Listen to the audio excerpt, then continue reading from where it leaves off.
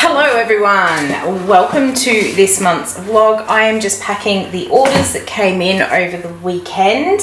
As you can see, a lot has been happening in the shop. There have been a lot of changes, a lot of things are missing. The cure rack has gone with all the soaps, so all the soaps that I made are all wrapped, packed on the shelves, ready to go out in orders.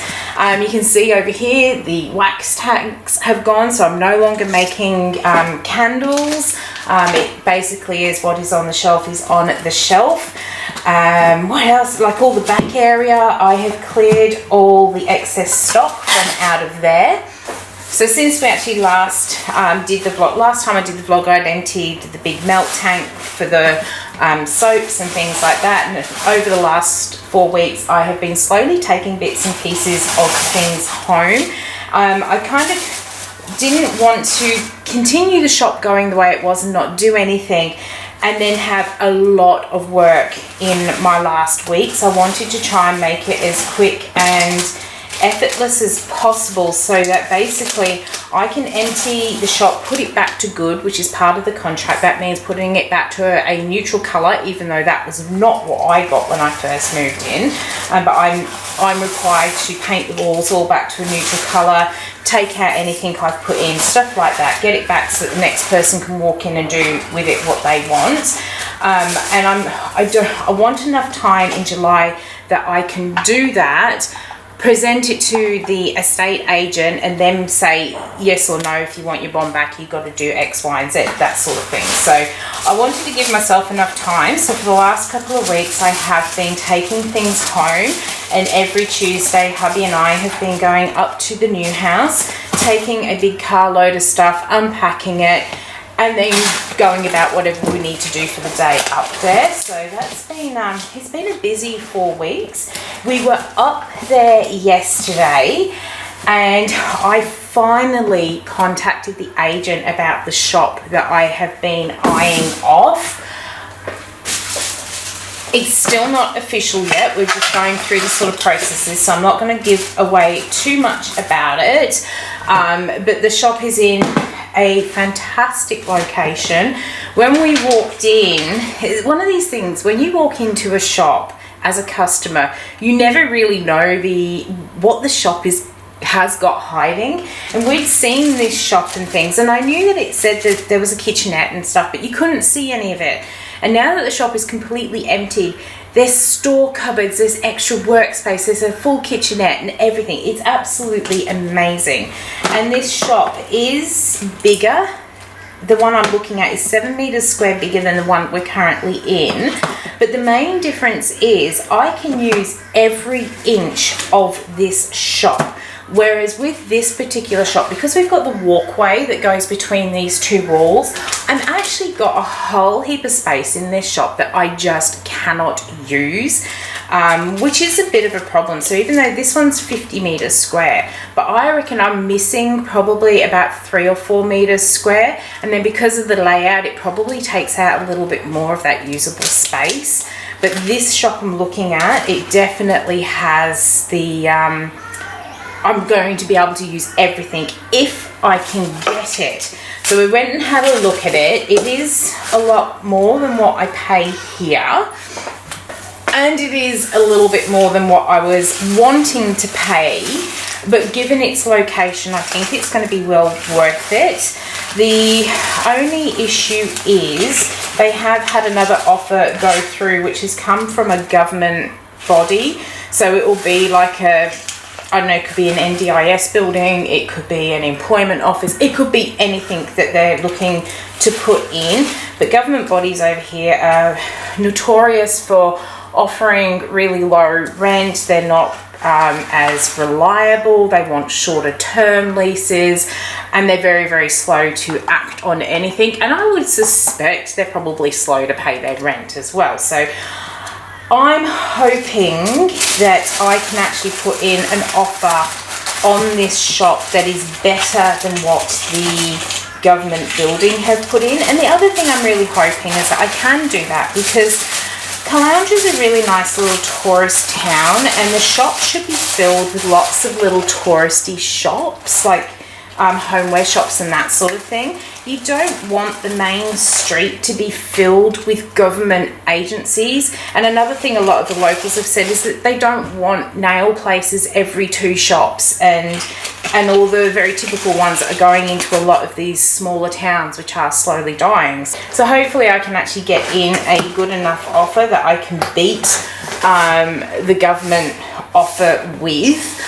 I already know that the term of lease I'm going to put in is higher, so that's always a good thing. And I'm probably, because I've done this shop, I'm probably going to be a bit more reliable as well.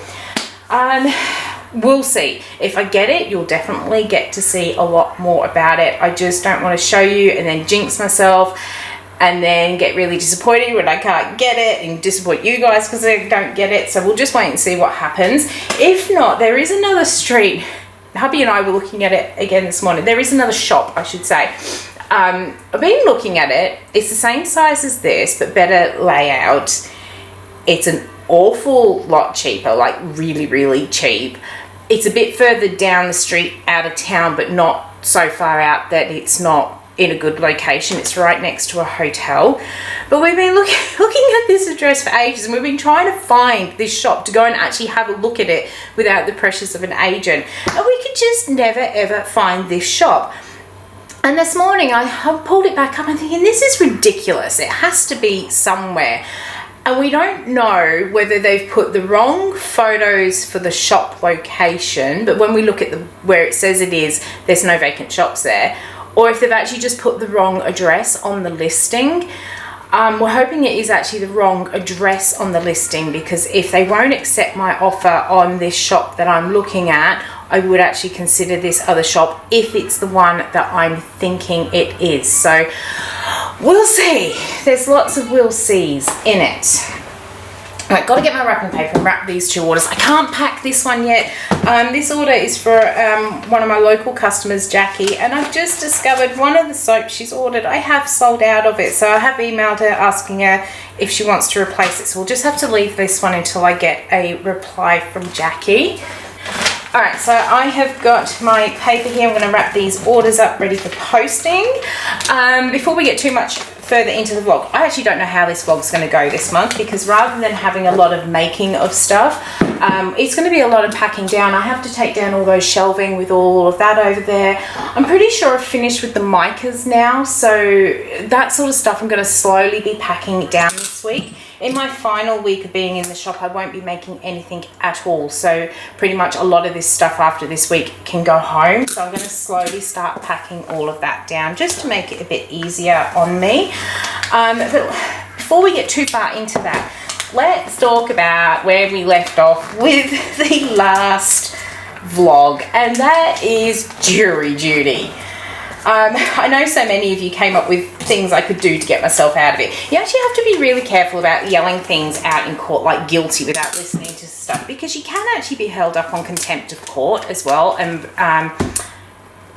pervading, what is the word? There's a word where you're actually damaging justice as well. So you can't just go into court doing that sort of stuff. And there is also that thing that if you've been called up and you just can't get out of it, you have to remember that someone's life is in your hands.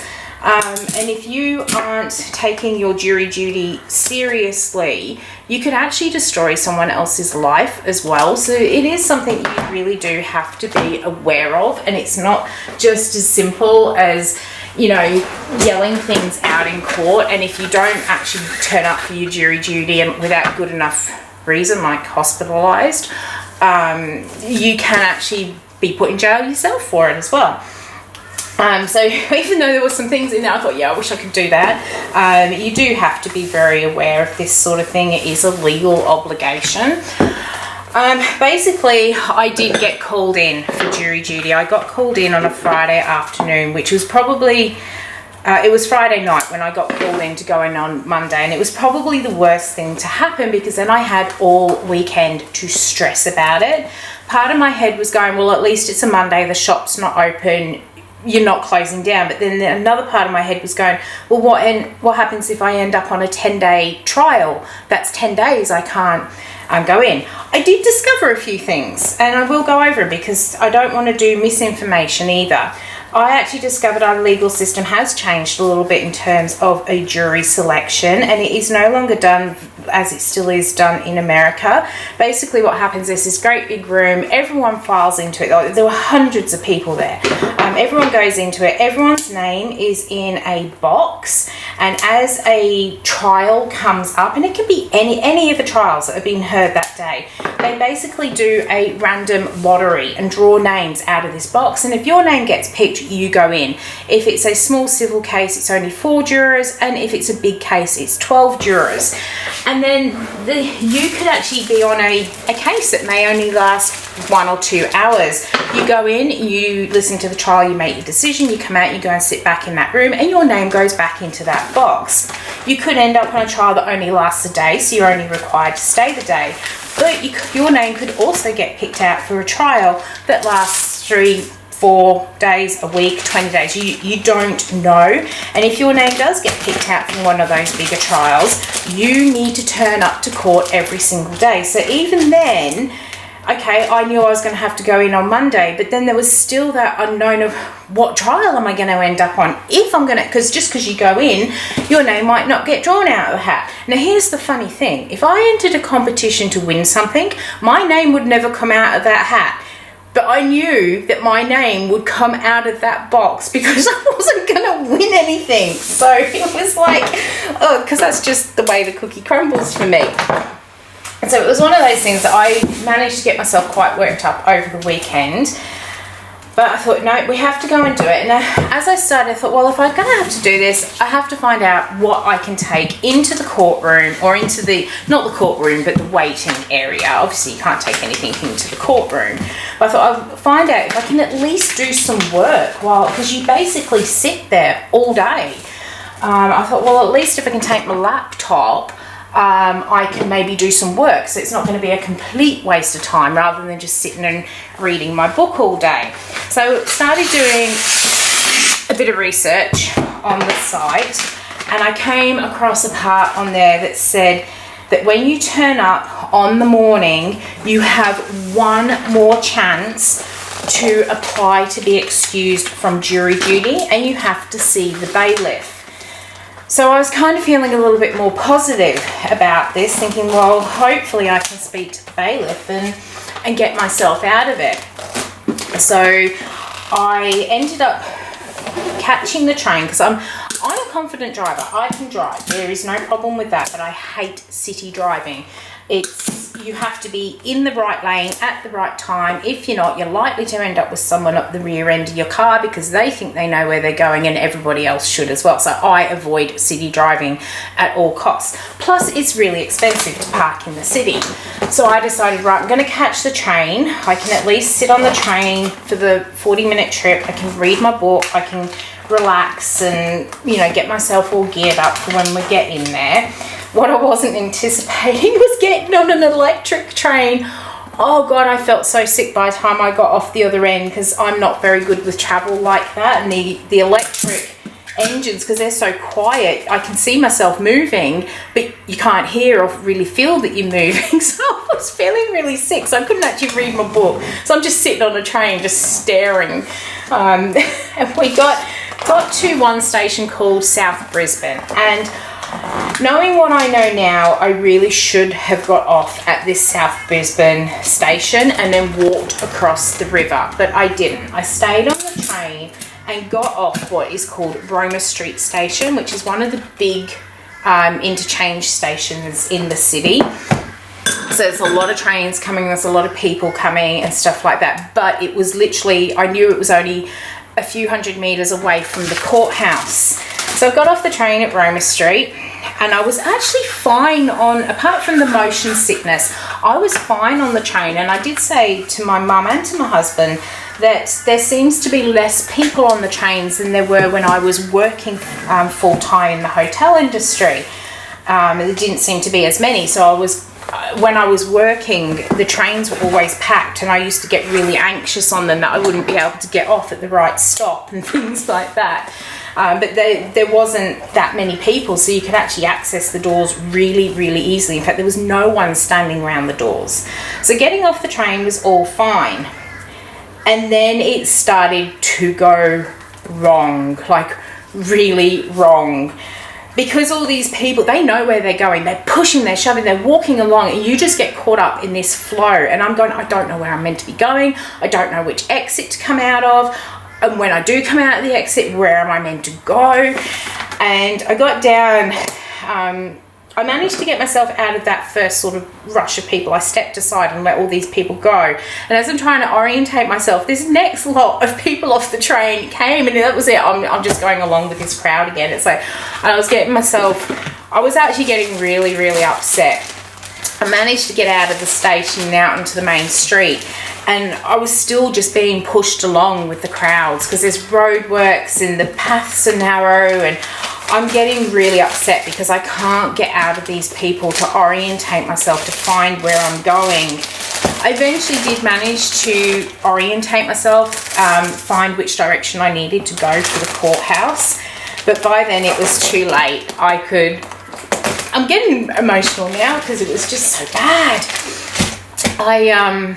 I could feel the tears coming up, and I'm thinking, no, don't do this. Get yourself into that courthouse and go and speak to the bailiff about being self-employed. So I managed to pull myself together somewhat, and then I got to the front door of the courthouse, and you have to go through all the scanners and everything, and there's just hundreds of people in this queue, and there's people around me, and I'm thinking, okay, I'm doing all my deep breathing and everything, trying to get through the metal detectors, and then we get into a lift, and of course everyone crowds into the lift. We get up onto this tiny little mezzanine, which is about the size of my shop, and there's just people everywhere. And I've managed to find someone to check me in, and I said I need to speak to the bailiff about being excused, and she was lovely, and she showed me where to go. And at this point I'm just holding it together, and he said to me, I said to him, I'd like to apply for an excusal based on being self-employed. And I said it's a real financial hardship not knowing if I can open my business even tomorrow, like I don't know what case. And he said, well, do you have an ABN number? And I said, yeah. He said, well, that's all you needed to put in the website. I went, I didn't see anywhere to put an ABN number. He said, that's fine, we can do that for you. Get your ABN number out and we can process it. And I went to get my phone out my bag because that's my ABN number. I've got it in my phone. And my hands were shaking. And he said to me, you don't need to be nervous. And I said, I'm not nervous. And then I broke down. I said, there are just too many people here. Coming out the train station, there were just so many people. And he immediately got up and he said, I'm going to go get you a glass of water. And he come back and he hands me this glass of water, and I am shaking so badly at this point.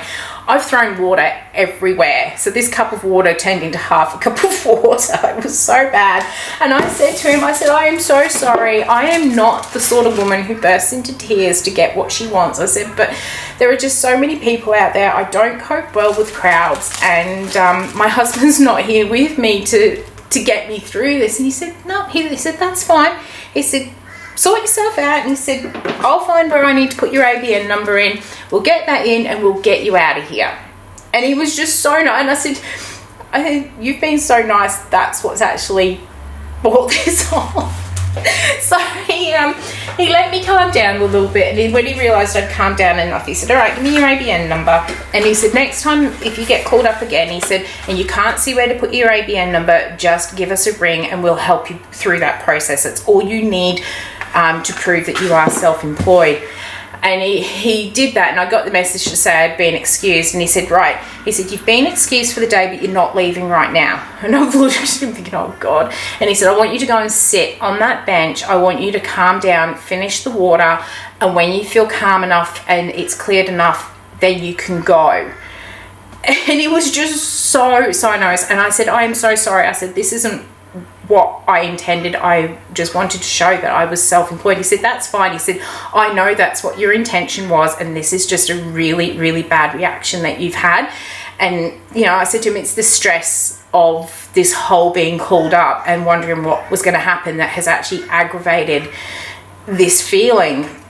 And he said, no, that's fine. He said, I can see. He said, even if you weren't here based on the fact of being self-employed, you are in no condition to have gone into that courtroom with the way you are.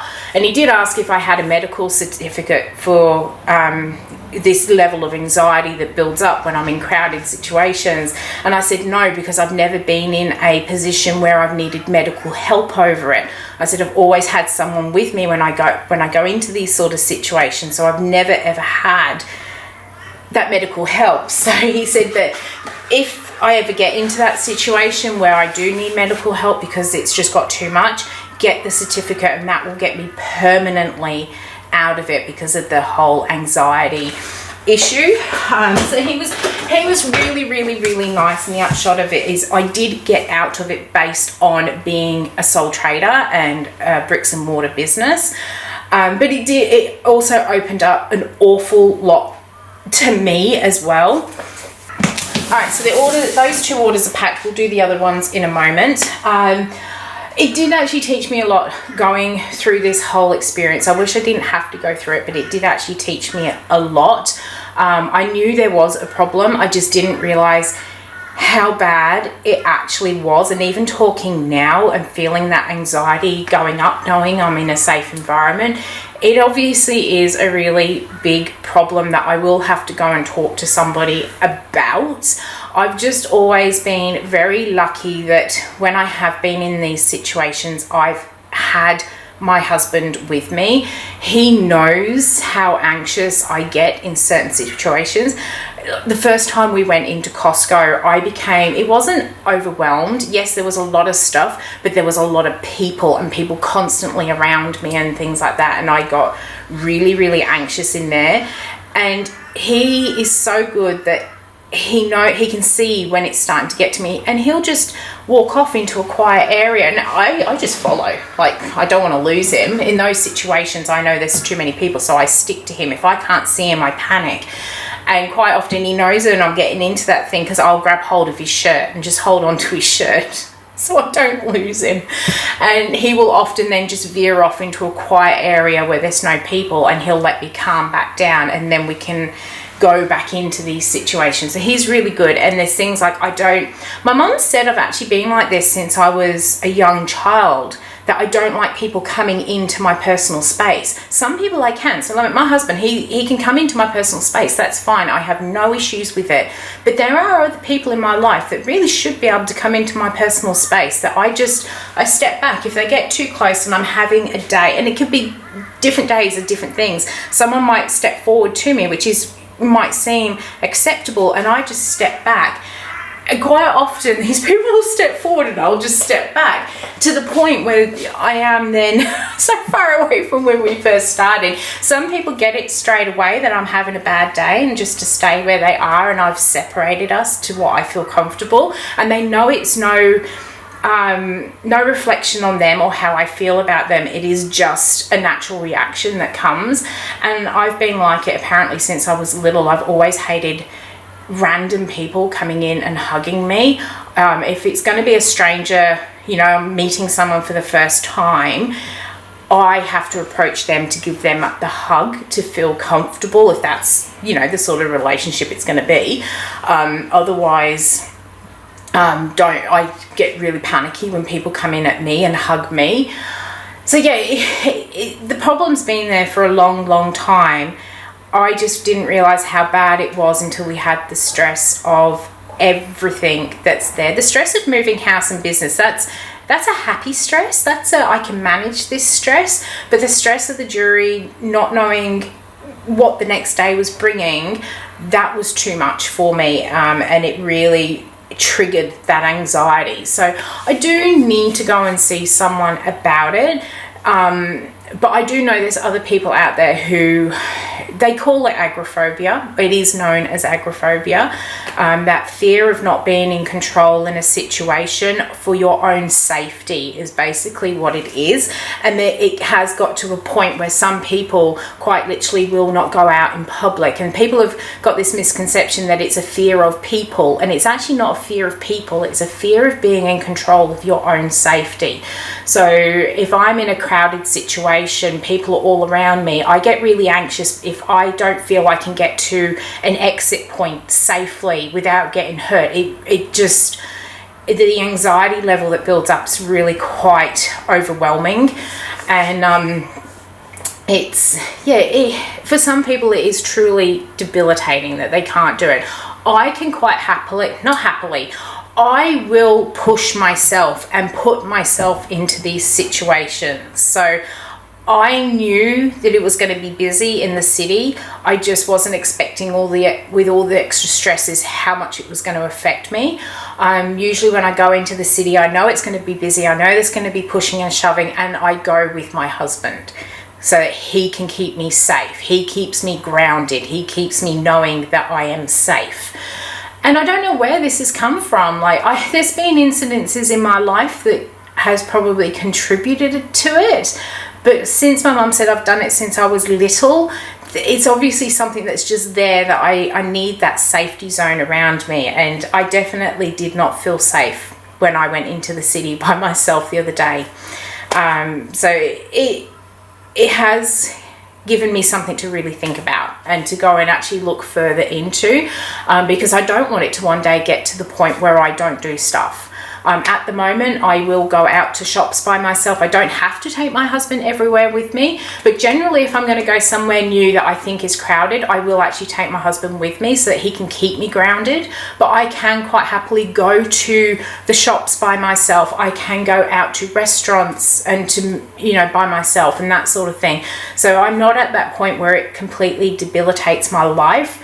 But I don't want it to ever get to that point either. So it is something we are going to have to look at. So there was something that came out of it. I just wish it hadn't have been as traumatic as it was. But anyhow, when I finished and I worked out I could come back out of the courthouse, I went and sat down, called hubby first to tell him what had happened. Then I called my mum and she said, well, get on the train, get off at this stop. I'm going to come pick you up and I'm going to take you for coffee and lunch. So I did that. I come out of the courthouse and I looked at the Roma Street station. I just went, nah.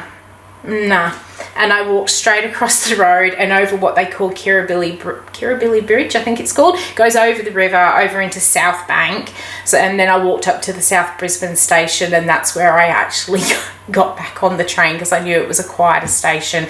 And it was such a lovely walk and it really calmed me. And then I got off the train when my mum told me to, and she came and picked me up, took me for coffee and lunch. And then by the time we'd done that, I was feeling I was exhausted, absolutely exhausted by 2 o'clock in the afternoon.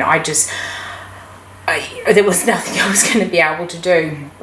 But I did end up relaxing for the rest of the day, and then I actually ended up taking Tuesday, Wednesday off because it exhausted me so much, this anxiety. But we had a lovely day. We had a chat and stuff like that. So it ended up being a nice afternoon. But yeah, it was stressful. It was really, really stressful. And I hope not to do that. And the reason my husband didn't come with me was because he works full time. And he had to go to work. And he was working an afternoon shift. So he couldn't even drive me in and then me catch a train home.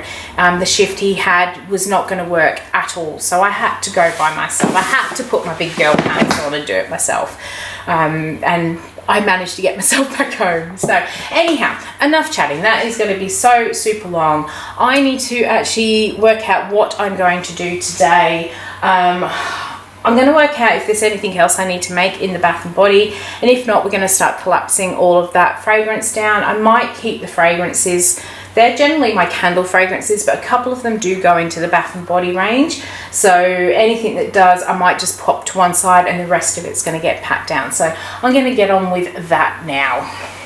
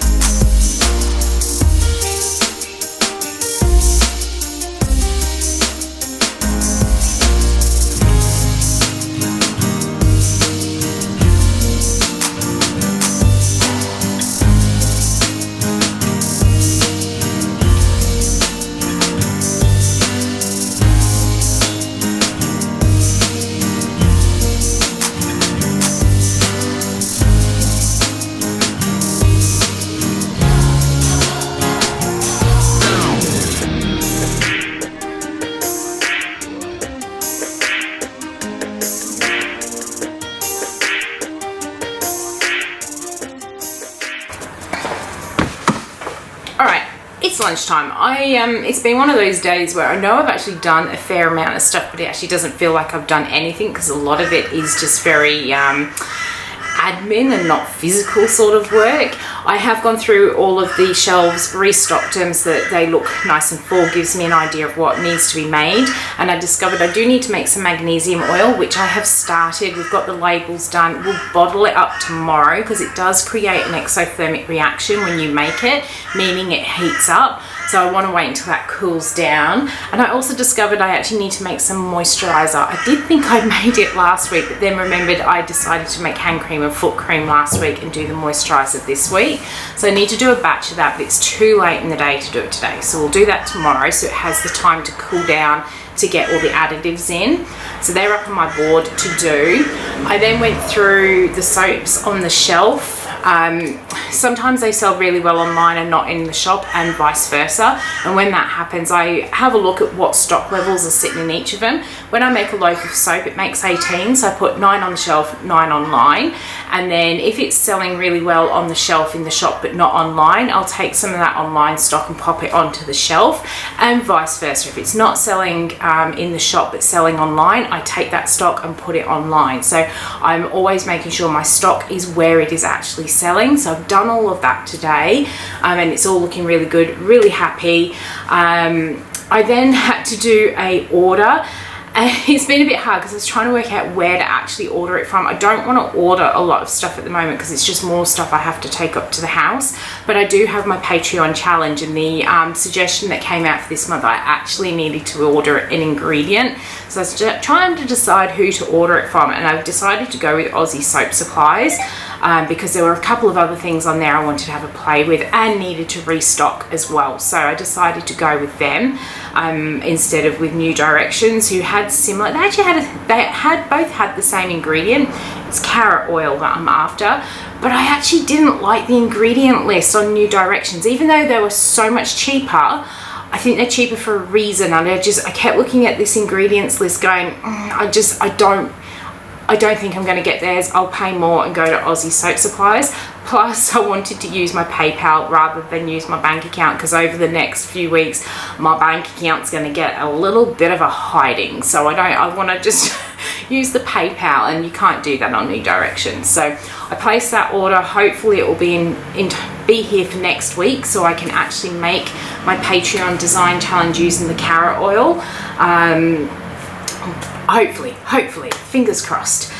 So that took a little bit of time, me deciding where to go and order from, and then getting sidetracked with all the other lovely goodies. But I got all that done, and then I have also just been messaging with the agent for this shop. I've sent through, I needed to confirm a couple of things, what the rent actually included before I actually went forward with an offer. So I've now sent him all the information he needs about me being a business, and then I've also put forward an offer, and hopefully they'll actually accept it. So yeah, fingers crossed we'll get some good news soon. Anyway, my sandwich is going cold, so I'm going to eat this, and then we'll see what happens for the rest of the day.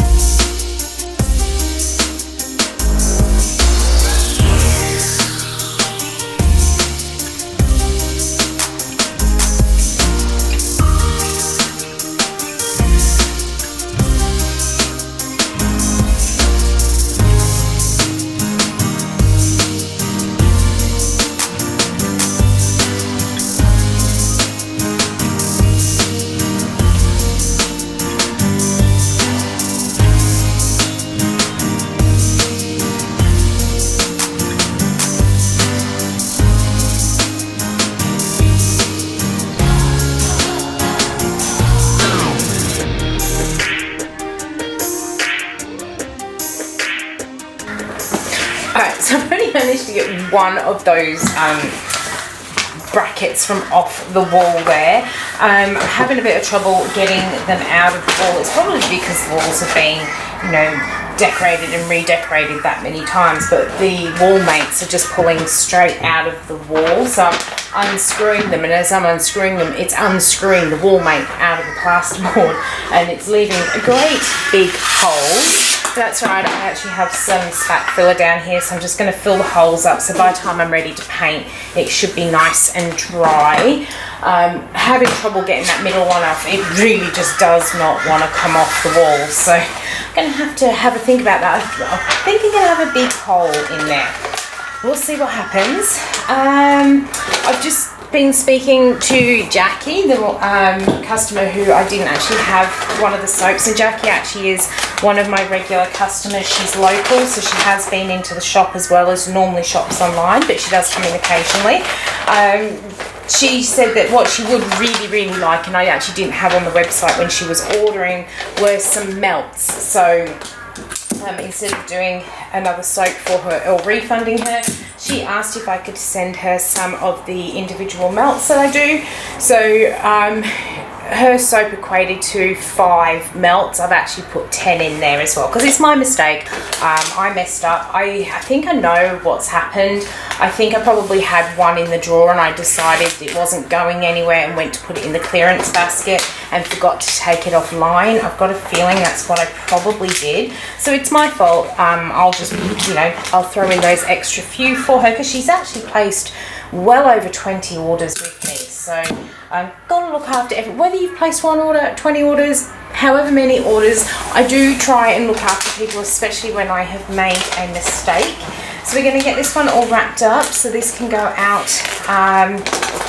in the post for Jackie today because she's local. Hopefully she'll either get it tomorrow or Friday. So I'm going to finish getting this one done up, and then I'm going to keep tuckling those things up on the wall and try and get them out, and then it should be the end of my day because we're already about 2:30. So the day's actually gone by really quick. Alright, it's another day. I have got the most tumbly tummy. It's not it's almost like butterflies, but it's not quite like butterflies. I am just really anxious. I went through the rent proposal yesterday that has been sent, or that we've put together to send to the landlord. I had hubby read over it last night, and I'm just, it's such a huge thing. I know that with the value of everything, if it was here in Cleveland, I would be fine. I'd still be cautious, but I'd be fine because I've got that sort of 9 to 12 year worth of customer base in the area. So if I moved my shop down the street to another one, paying this sort of rent and everything, I know I would be fine. But I'm literally moving into an area where I possibly don't have a customer base. I probably will have a few that shop online because I do have some who do online shopping from the Sunshine Coast. So hopefully they will be then able to come in to a shop. But I don't have that big customer base that I had when I moved from the markets into this shop, and that sort of knowledge of having that customer base made the decision for this shop so much easier. Moving to this new one, it is about 40% more than what I'm currently paying here, but in a much better location, being on the street front in a tourist town and all that sort of stuff. And I know that I can do it, but it's still that knowledge of knowing I'm basically starting from scratch because I don't know what that customer base is that I'm going to have there. And then there's the fact, every time I manage to get money into my savings account, I manage to wipe it out again. And with all the bond that will have to be paid, the lawyer fees, the solicitor, the accountant fees and stuff like that, is pretty much going to wipe my savings account out, and I've got no sort of backup again. It will build up again quickly, but it's still that really scary step. So I've been really anxious and worried all night about it. But it's one of those things. There is another shop in the area which is probably almost half the rent, but really funny thing with it, it's listed as a street on, the street address is listed on the commercial website. And my husband and I have been trying to find this shop for months and we couldn't find it. And I sat and looked at the pictures the other day and I thought, well, you can actually see the name of the business that's next door. I thought, I'll go and look up this business name and try and find where they're actually located. And I looked it up and it's in a completely different street. So I don't know what the agent's actually done. It still is in this main street of Caloundra. So I don't know what they've done, whether they've put the wrong photos to the address or they've put the wrong address up to the property. I don't know. But the problem is the property is so much further out of town. It's not in a very prominent position. And I originally took this shop because of the price of the rent, to make sure that I could do it and the location wasn't so top of my mind at the time of taking it. And that was a really bad not a really bad decision, but it wasn't the best decision I could have made. I should have also been weighing up location and price, and that's what I'm trying to do now. And I'm looking, that location is going to be better for me, but that price is just that little bit higher. That's going to wipe out my savings. So every time I think about it, I feel really sick, but I do need to make the decision today whether or not to send off this signed proposal, and hopefully I don't get stung with it, because there's a few things I have to pay for water in the new place and trade waste, which is all included in the rent of this one. So it's another expense getting added on, and it's being done a lot more professional than what it was done when I moved in here. There's a lot more things that were saying, well, we need this, we need that. It's like,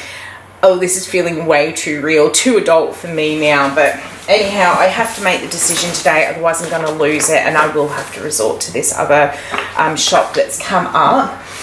Whatever my decision is, on my way into work today, I was trying to think of other things other than signing this paper, and I thought, well, when I open up my shop, because I'm still going to open one, I will find somewhere, if it's not this one, I'd like to have, when I opened this one up, I had little thank you packs to give out to people who came in. And I was thinking, well, I really don't have time when I move into this new shop to make anything for a grand opening. So I've decided today, I've got one thing in mind that I already do have up. I have some little guest soap bars. I'll go and grab one and show you.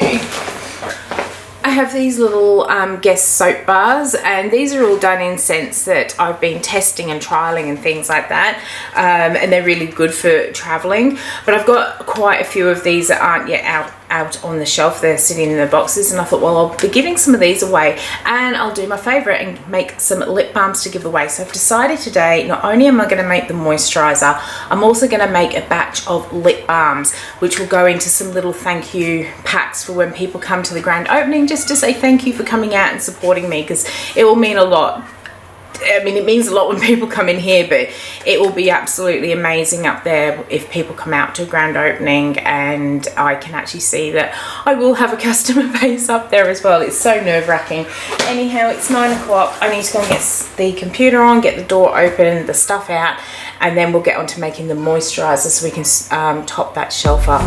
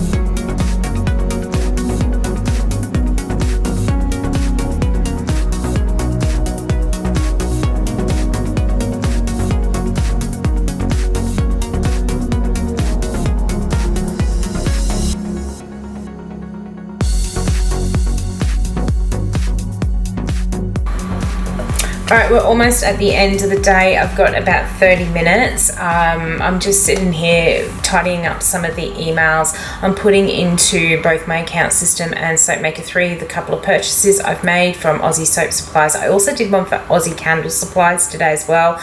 Don't use them very often, but the person who has been loaning us the trailer, there's a fragrance that he really likes. I had it in my range ages ago. I stopped doing it because I didn't want to have to just order one thing from Aussie Candle Supplies, but the help that he has given to us by loaning us this trailer, I did say to hubby I will order in a bottle of this fragrance so I can make him some candles, just as a huge thank you. But he has to know that this is a one-off. I'm not going to keep getting it in because it's not a company I order from a lot, as I said.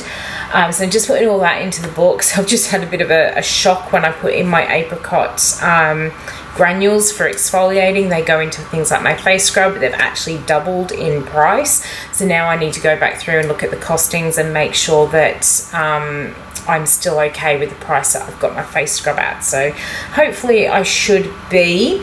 As you saw, I finally managed to get that bracket off the wall. I worked out if I pulled tight on the bracket and unscrewed, the screw came out a little bit, and every time I got it so far I'd have to readjust and pull tight on the bracket again, and then it got to the point I could get a pair of pliers behind it, and as long as I put enough pressure onto the screw, it actually unscrewed. For some reason, as I was unscrewing it, it just wasn't doing anything. It just kept going round in the hole, and normally if a screw just goes round and round in a hole, it's too loose and it should just pull out, but this one did not want to come out. It took me an hour to get this screw out of the wall, and I'm thinking I'm going to have this massive hole, but it's actually one of the smallest holes in the wall. So I have now filled up all the holes in here, so that filler will be lovely and dry by the time we come to painting it. I've done the lip balms and I've actually printed up the labels for them. I've printed up the labels for the moisturizer as well, which we will pot up tomorrow. But I'm going to keep getting on with doing these emails, and I'm going to bite the bullet and I'm going to send off this proposal for the shop. I have been procrastinating about it all day. It's one of those things, every time I think about it, I get really overwhelmed about it, really anxious, which then makes me think, am I doing the right thing? And then I think, well, if I don't do it, it's going to cost me more somewhere else, and I actually can't make at home anymore. We're not actually going onto a septic tank, but we do actually have a wastewater treatment plant on our yard. So the house was built in a time when there wasn't septic and stuff going out to the house. It does have town water, but it's not a septic tank. It basically puts all the water into a big tank. It filters it, gets rid of the waste, and then it pumps the rest of the water that then becomes what you would call grey water, I think. It pumps that out into another tank, and then it actually goes out into all of our gardens, so we don't have to water our gardens, and we've seen all the hoses everywhere for it. But because of that, there's a lot of things we actually can't put down the system, so it's not quite as bad as a septic tank, but there are things we can't put, antimicrobial things down there. We can't put excess oils. So that means I actually can't make things like moisturizers and stuff at home and then clean up all the pots and pans. So I have to go into a shop, or I have to go into a warehouse, and unfortunately the online, even though it does really well, it is not good enough for me to close the shop and just rely on online and go into a warehouse. I could still have it open to the public, but it would be very difficult. I wouldn't have as much public coming through it, and I just don't think I'm in the position to actually do a warehouse. So I look at me, I'm procrastinating it and putting it off even more. So I am going to go and put this proposal through, and we'll see whether they say yes or no.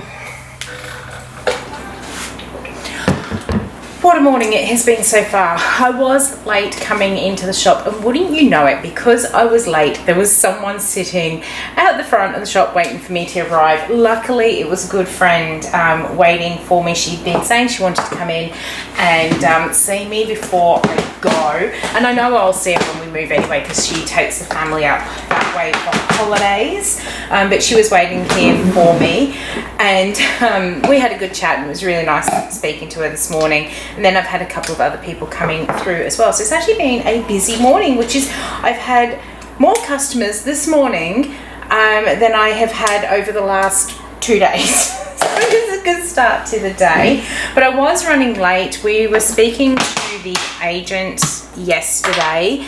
A lot is happening there's always a lot happening in the economy, but we've had a lot of stuff happening with terms of the Reserve Bank of Australia adjusting rates. We're at tax time. We probably haven't really gone on the market at the best of times with everything else that is going on. And then not only that, there are now 4 houses for sale in our street. Another one came up yesterday. Hubby said he came home and he noticed a for sale sign out the front of another house in our street.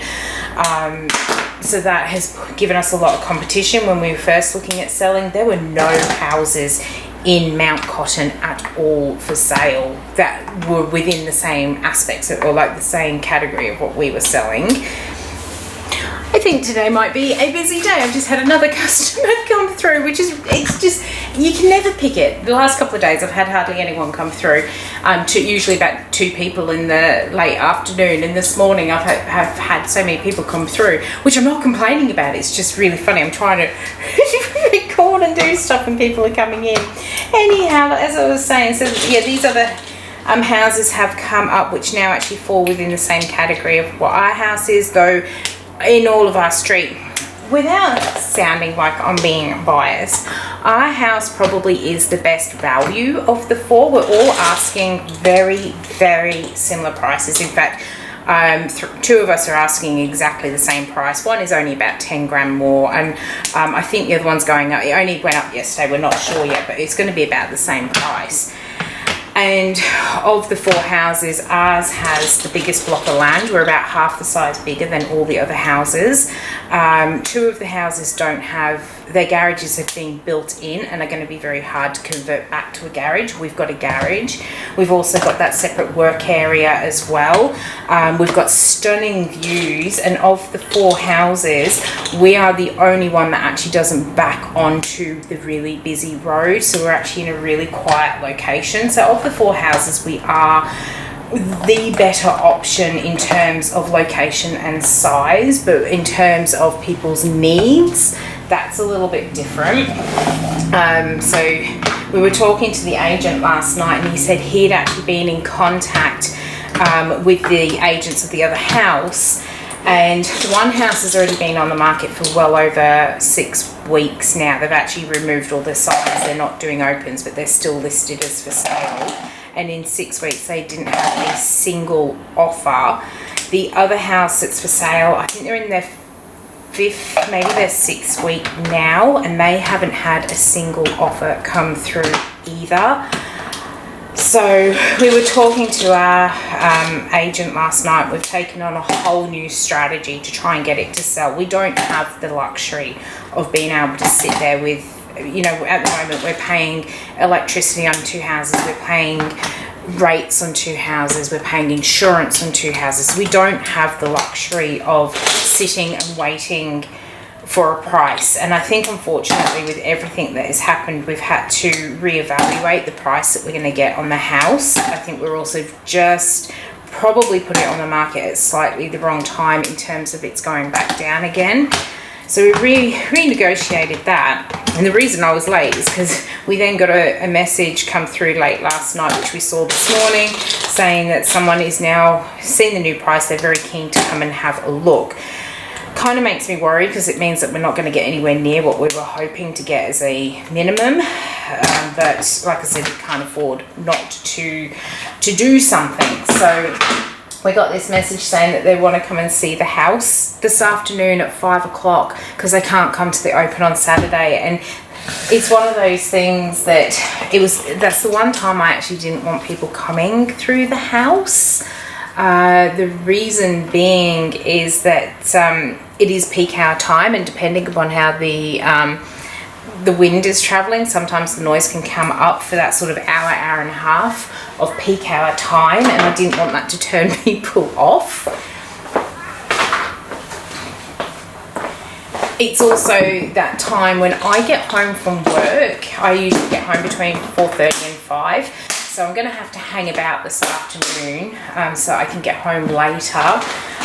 But the reason I was late, we're getting to it, is because I looked at the floor as I went to leave and I thought, oh, there's the kitchen. I didn't clean the kitchen up after cooking dinner last night. I need to actually hoover. So I had to very quickly go and grab the hoover and vacuum the kitchen and the living area and stuff, because the more I vacuumed, the more I realised it was a little bit dirtier than I had realised. So I did a very quick clean. Like, the rest of the house is clean. We're cleaning the bathroom every morning after we've used it to make sure that it stays nice and clean. You know, we're not using spare rooms and stuff, but yeah, I was trying to do all that. So I ended up running a little bit late this morning. But all is good. We're in the shop. I am at the moment, I've packed an order. That's going to go out, and at the moment I'm just undoing all of my lip balms here so we can label these up a little bit later. And then I'm going to scent the sorry, my air conditioner sounds like it's gone off. I am then going to scent the moisturizer and get that potted up, and then we'll see where else the day takes us. But I'm now a bit concerned because the air conditioner appears to be playing up, and that's the last thing I need just as I'm coming to the end of my lease. Anyhow, that's just one more thing to add to the whole list of doing stuff. I've only just sent off that signed proposal for the shop lease up in Caloundra. I was really nervous last night. I was putting it off. I went to do it last night or yesterday afternoon, realised that the file hadn't saved onto my OneDrive. I went to do it this morning at home, and I think there's something wrong with the internet because it actually wasn't uploading my OneDrive from the home computer to, you know, everywhere in OneDrive. But I finally got that done and I sent that off this morning, so we'll see what they have to say about that. I probably won't hear about it until next week, so I have all weekend to stress about it. Anyhow, let's stop yakking and I'll get on with this work.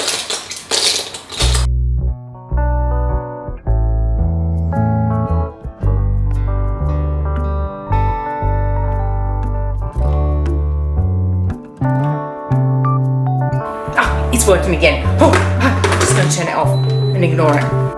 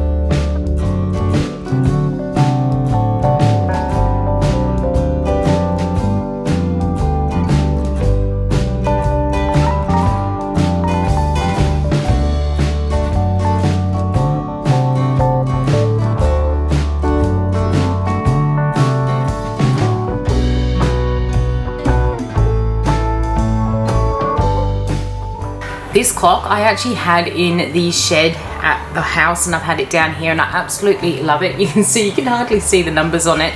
I love it because down here it gives me the temperature of what the room is, which really helps when I'm doing things like soap making. But it's gone really faded, and I said to hubby, I think I might need a new clock, and he said try putting a new battery in. So that's what I'm going to do now.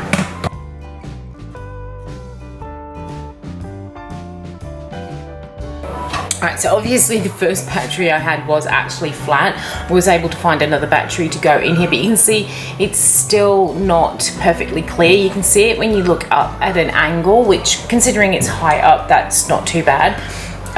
But yeah, I think I'm actually due a new clock. I'd say the LED or LCD screen in this is pretty much cactus.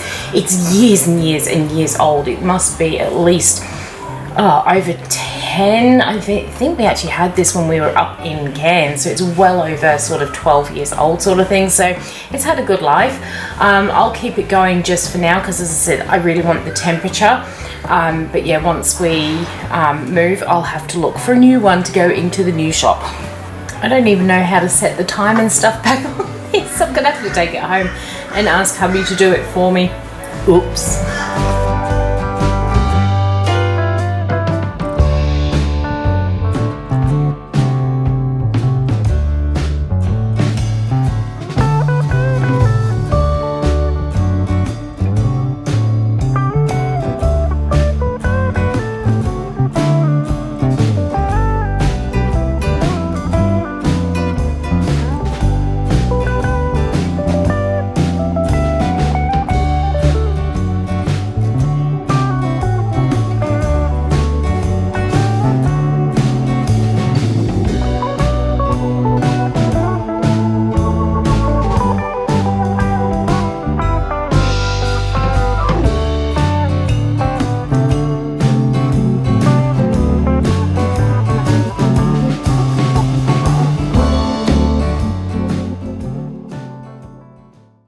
Okay, I have just got in. It is dull, grey, miserable out there. It's very quiet as well, but I'm not gonna let that put me off today.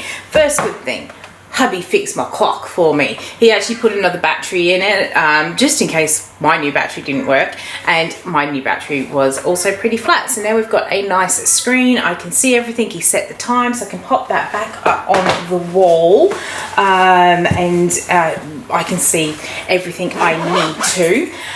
Our strategy worked. So last night, I think I mentioned it yesterday, we had a open at 5 o'clock tomorrow. So I hung back, for last night, I hung back at the shop, allowing them to do this. When I got home, the agent was just leaving as I got home, and hubby was home, and he said that the agent had actually arrived earlier than what he initially told us, because not only did he have a group of people who wanted to come through and have a look at it, he also had somebody who wanted to do a video call from interstate, who wanted to do a video look around, ask questions and that sort of stuff. So he did that before these other people turned up. Both of these private inspections liked the house and both put offers in last night.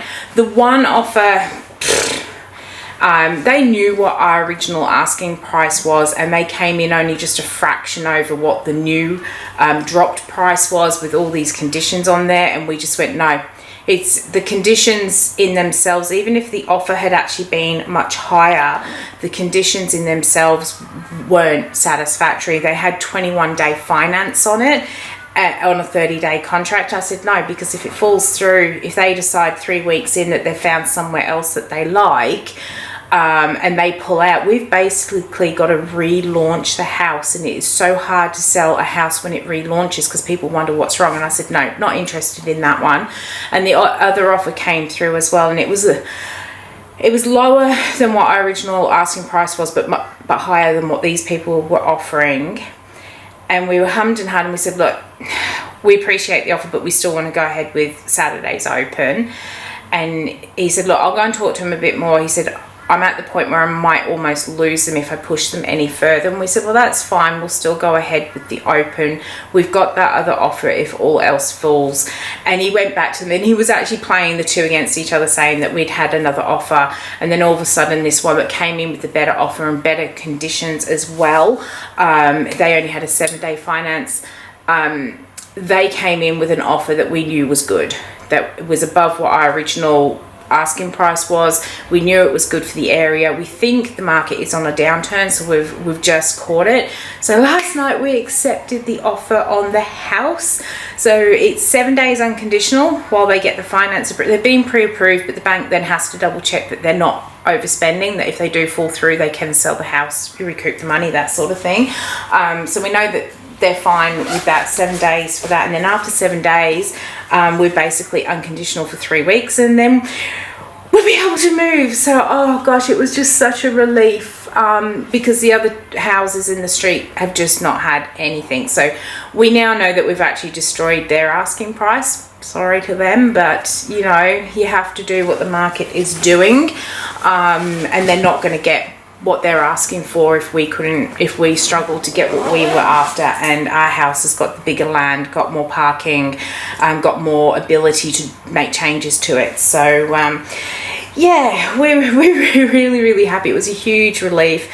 It was meant to be an open today. The agent said he's going to still turn up but not allow people through and just tell them it's under offer. We have said we've left the house clean. If anyone really wants to go in case this one does fall through in the next week, they're more than welcome to go through. We've cleaned it up. But it does mean that as of tomorrow, basically, we don't have to do all the little things we've been doing, like putting the towels away, putting all the bathroom stuff away, putting the kitchen stuff away before we leave, and making sure it's nice and clean. So that's going to be so nice for the next few weeks. Of course, we're not going to live in a pigsty. We're going to keep it still clean, but it will be nice to actually not have to do all the extra little things like putting the towels away, so, and cleaning down the shower screens and stuff each morning.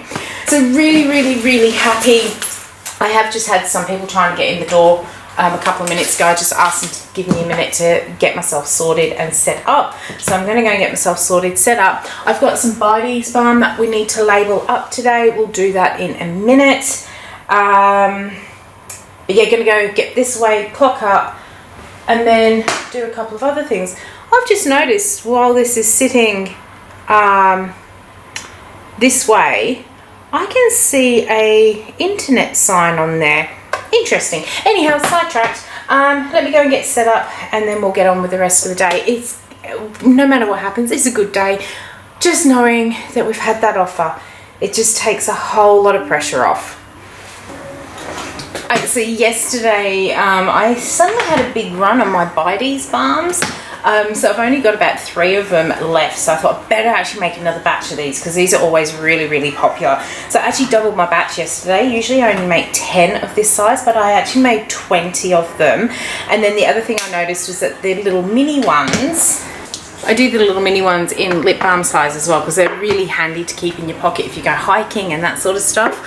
Really good as well. I had a lot of people buying them for kids at school, and they'd take these big ones and lose them, and you know, that's a lot of stuff to lose if they lose them. But then I started making these little ones, and the kids take them to school so they're not losing them. I noticed I only had a handful of those left, and I've been running them down a bit because I wanted to change the tube. Because they look like my lip balm, they can get confused with the lip balms. And because they've got essential oils in here in Australia, even though everything else in them is okay, everything else in them is okay for the lips, the essential oils aren't okay for the lips, because I haven't had it tested by the TGA. So I kind of wanted to move these away from my standard looking lip balm tubes, and I saw some of these the other day on Amazon, so I decided to get them in. Really distinguishes them from, they're still a lip balm tube, but really distinguishes them from my normal lip balms, so hopefully people won't accidentally use them.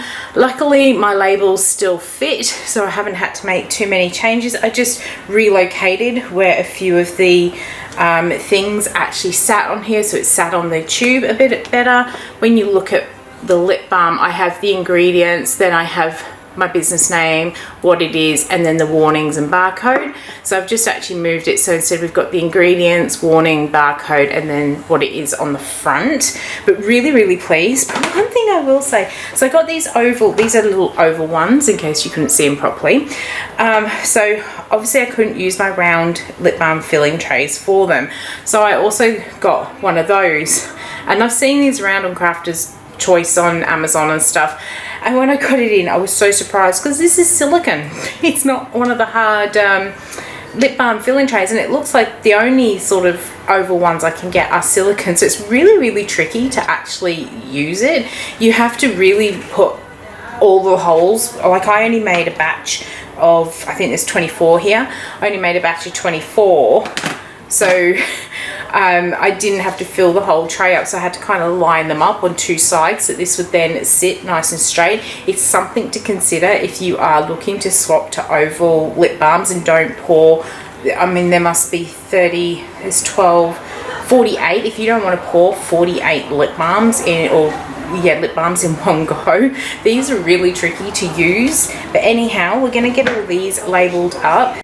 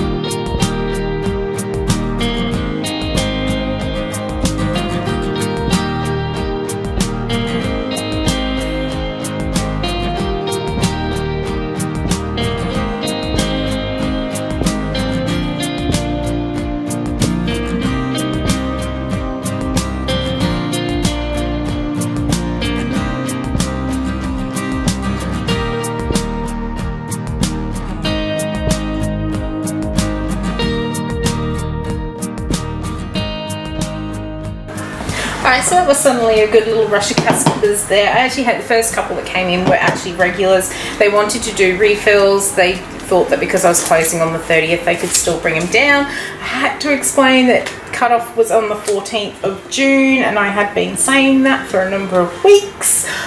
So they have actually just decided for me to throw away their jars rather than taking them back home. So I'll get rid of them for them. I'll pop them in the recycle bin. And then we just had this lovely couple come through, a mum and daughter.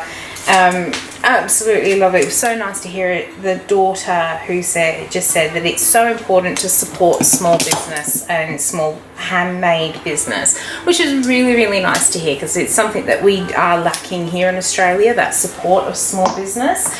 So it was nice to see the younger generations kind of acknowledging that, and it also helped that her mum had her own small business as well. But we had a lovely chat. She was super excited to be in here. So yeah, I am now just finishing up labelling the Bides balms, and then I don't know what else I'm going to do today. I kind of want to pack down my micas because I'm not going to make anything next week, so I'm kind of thinking I'm going to start packing down the micas. I just don't want it to look too empty as well. It's kind of finding that balance of not making the shop look completely empty and that I've given up, but also getting enough of it packed down so that when I do close down, there's not as much for me to do and I can get out of here quicker. And my kind of hope is I can get everything done in that first week of July. We get up to the new house on the second week of July and I can start working on the house in that second week. And then the way I've kind of got my plans done for the shop, if they approve it, is that I move in on the third week of July. So I'm kind of hoping I can have that 1 week in the house. So I need to get as much done as I possibly can in the shop this week and next week to make sure that those plans really do help, because I really could do with a little break, but yeah, we'll see. Anyway, I'll decide what I'm going to do once I've finished labeling these up. Hopefully with the people that have been in today, that is an indication that we're going to be quite busy today. We'll see what happens.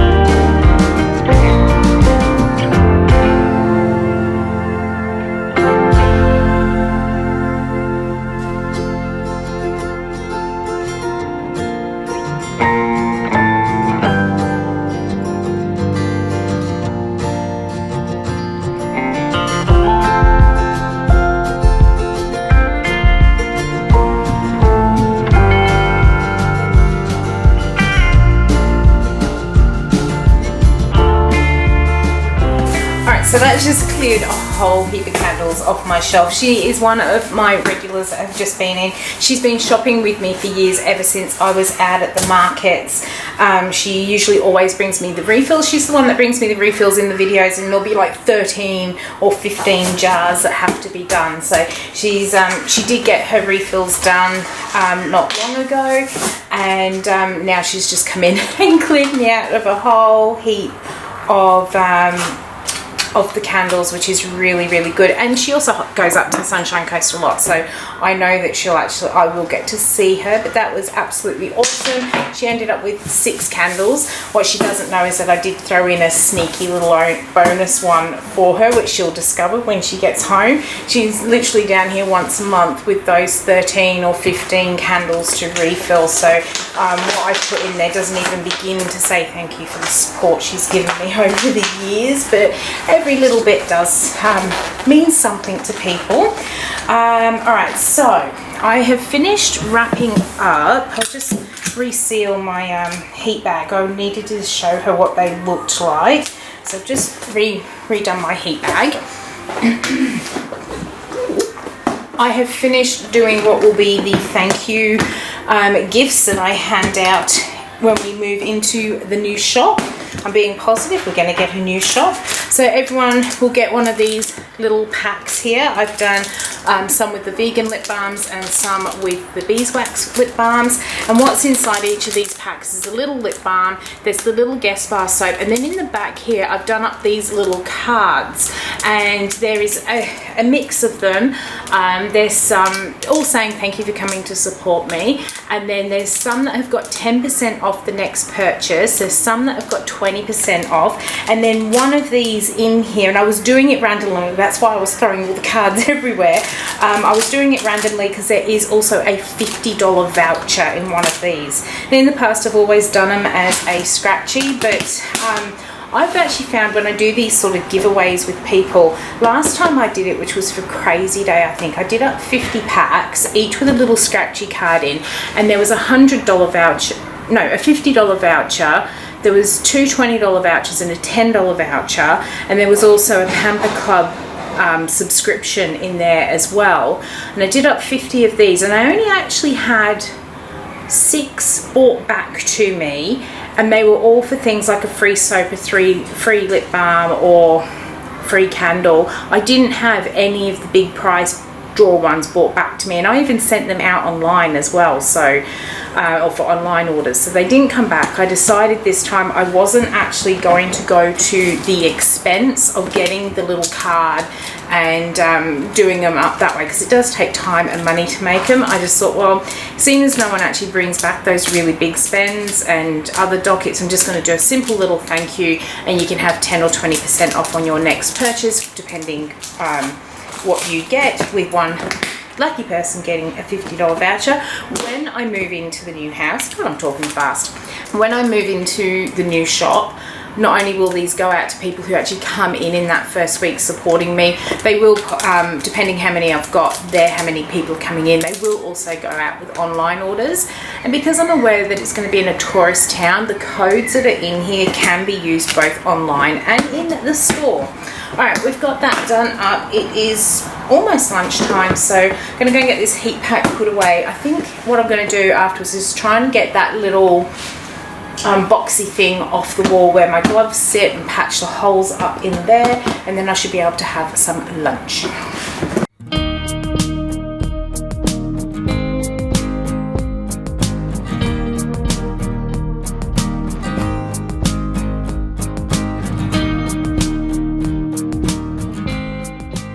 I'm going to have to take a different approach with this one. I'm going to have to bring in the big drill from home, and hopefully at the house we've still got the bits for getting out screws that have not got the anchor points for the bits. It looks like where my hubby put this one in, he's put it in at such an angle and destroyed the top of the screw head. I'm not going to be able to get it out. So you can get these special drill bits that actually create a new grip on the top of the screw. I don't know the technical terms, and that will enable me to get that out, but that is basically stuck there for today.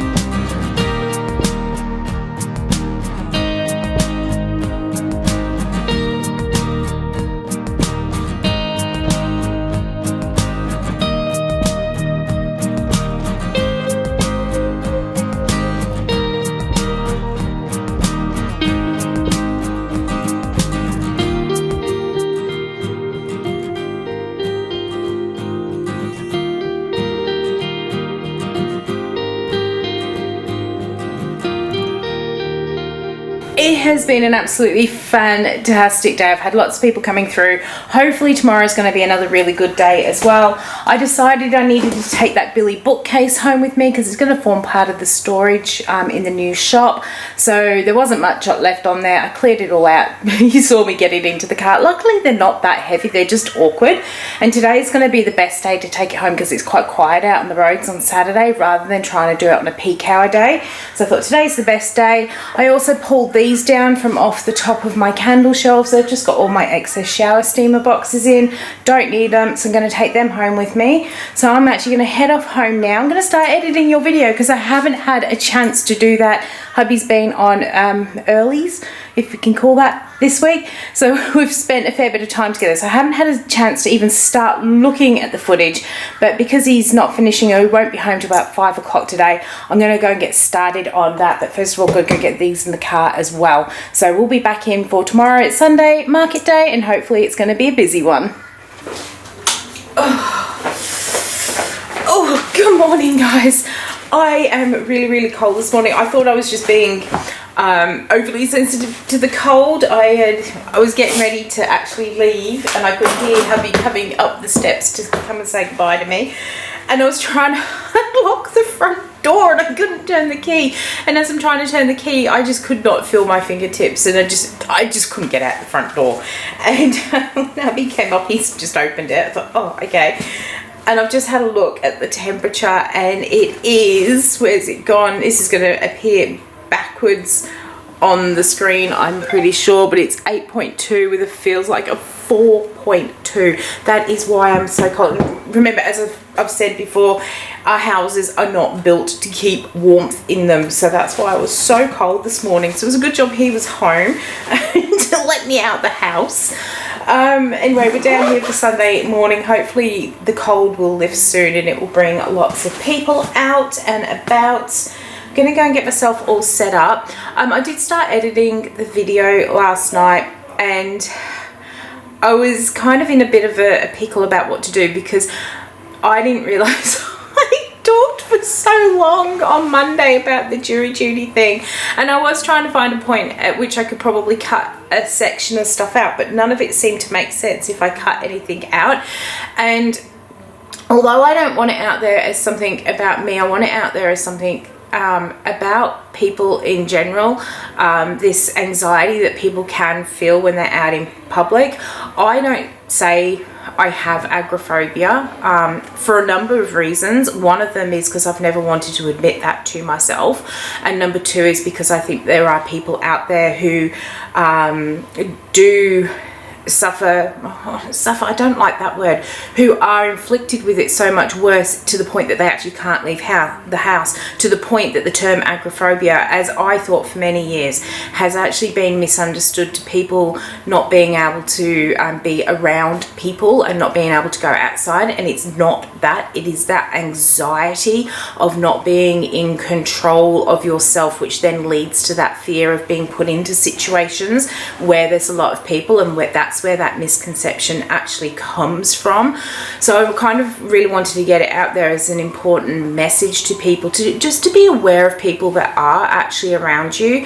My husband knows the signs for me when I'm starting to struggle. It will be things like I constantly look behind me when there are people, you know, in crowded situations. I'm constantly looking behind me at people. If I'm standing in a queue, particularly down at our local post office, you stand in the queue and there's 2 rows of shelves and then people stand back to back, and if I don't feel comfortable, I will quite often turn so my back is to the shelf, because I feel safe that my back's at that shelf, but then I can see the people from either side. Just those kind of little signs. If you notice people doing that around you, just stop and think, do these people actually need that little bit of space? I will step back out of their personal zone, and it can actually make the world a difference to some people if you just step back from them. Some people won't actually say anything about you being close because it is a very personal thing. I try to overcome it when people do come in close to me, and it's not something I have really shared with a lot of people. Not even my mum had realised how bad I'd gotten until this jury duty episode. She hadn't realised just how bad that it had gotten for me, and now she's a lot more aware of when I have, because even with my mum, I am sad to say that sometimes she comes towards me and I step back, because it's not that I feel unsafe with her, I just need that space around me, and that is, for me, that's really, really sad that I do that to my mum, but it is what it is, and I do try to fight through it. But I do think it's also very important to get that message out to people, that there are people out there who do try and battle very personal things, and there could be so much anxiety. You could have people with, I don't know, there's all sorts of things. There are so many silent disorders out there that we can't see, but people are struggling with internally. And I think we've gotten into a society where we don't actually think beyond ourselves and looking at our screens and stuff, and we forget that other people around us have different feelings, and I wanted to leave it and put it out there. Anyhow, we're not going to keep going on. I'm going to go and get myself all set up. I need to actually tidy up a little bit. We've got boxes and stuff sitting everywhere.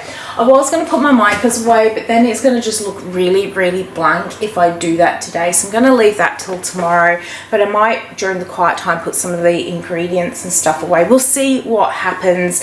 I am hoping, with this being my second last Sunday, I am going to be busy in the shop. So fingers crossed. Let's go and get this done for the day.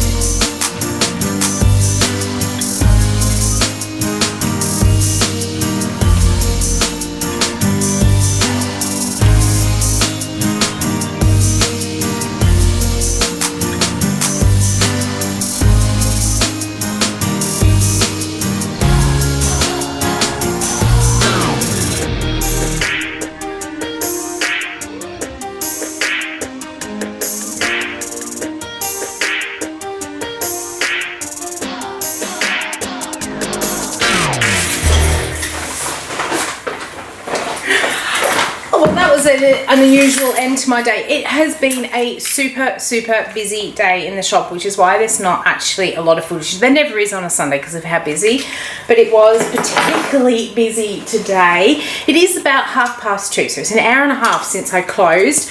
Just as I was about to close up the door, my mum came across the courtyard. My mum and dad have actually just got back off holiday. They've been to Borneo, and it was seeing their photos was absolutely amazing. And I actually wasn't expecting to see her today. I thought I might see her during the week. So it was a nice surprise to see her come in, and we were having a chat as I was pulling the stuff in. I said, "Oh, where can we go for a cup of coffee?" I just thought, we'll go and sit down, because there's not going to be many chances that I'm going to be able to catch up with my mum until we've moved, and then when we have moved, it's going to be few and far between, unfortunately. But I said, where can we go for coffee? So we decided that we would go down to the Cleveland Lighthouse and have some coffee down there. So I basically put everything in the shop, shut the door, grabbed my purse and stuff, and we've just been out for some coffee and had a bit of a catch up, and I filled her in with the house, and she's shown me all these photos of their trip to Borneo. It looks absolutely amazing, and she's just dropped me back off now, so it's 2:30. So it is time for me to head home and go and finish editing your video so you can see it as you are now. It has been an absolutely fantastic day, fantastic week. I've managed to clear a fair few candles from off the shelf. I've had a lot of people coming through today saying, oh, we're trying to stock up before you go. So that has been really good. It's been great to see. a lot of that stock moving. It's going to be a lot of work to restock before I can open, but it's going to be easier to do that than it is to try and move all these candles. It's going to be chaotic. Anyhow, I hope you've enjoyed coming along with me this week. Again, sorry about how long the first part of this video was with talking, but as I said, I do feel it was important to actually share how the struggles that some people can go through without us actually knowing. I hope you've been as excited about some of my news as what I have, and that is a noisy car going down the street. I do hope you've enjoyed it. If you did, why not leave me a thumbs up and any comments down below. And until the next video comes out, which will hopefully be showcasing what will be the new shop and will be in the new home, I hope you have a good one, and I will see you then. Bye.